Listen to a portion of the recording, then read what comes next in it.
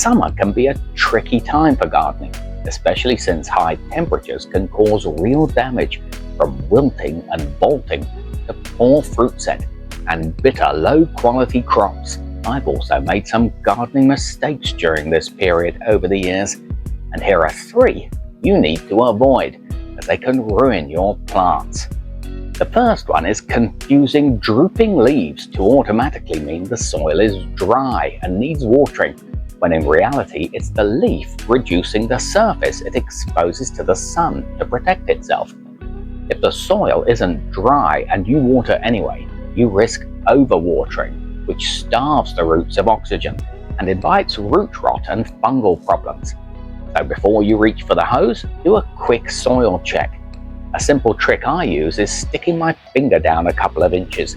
If it feels damp, the wilting is probably temporary. Better yet, wait until evening. If the leaves perk back up once things cool off, they were fine all along. If they're still wilted, then go ahead and water. Another mistake I've seen people make is skipping mulch. When layered well, it holds moisture in the soil, so you water less often. It also keeps the soil cooler and more stable when the heat spikes, which eases stress on your plants and blocks sunlight from reaching weed seeds, so fewer of them ever sprout.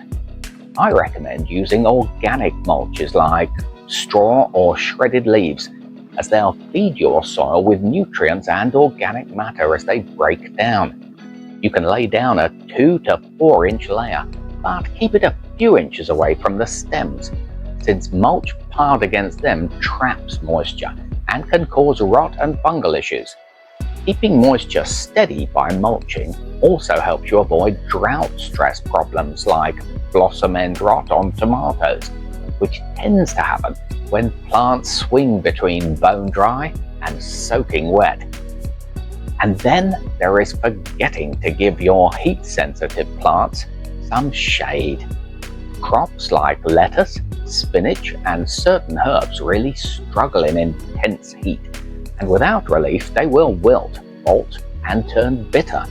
The easiest fix is shade cloth placed over stakes or hoops, which drops both the soil and air temperature a few degrees during the worst of the day. Shade cloth comes in different densities, rated by the percentage of sunlight they block, so you just match the number to your crop. 30 to 50% works for most vegetables, while tender greens like lettuce do better with heavier 50 to 70% shade. When you set it up, keep the cloth above the plants rather than resting on them, since direct contact traps heat and can scorch the leaves.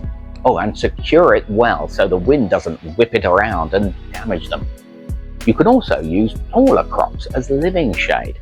A combination I've seen working well is planting tender fall seedlings like broccoli, Brussels sprouts, and cabbage in the shade of taller vegetables such as corn or pole beans, where they're protected from the harsh afternoon sun while still producing.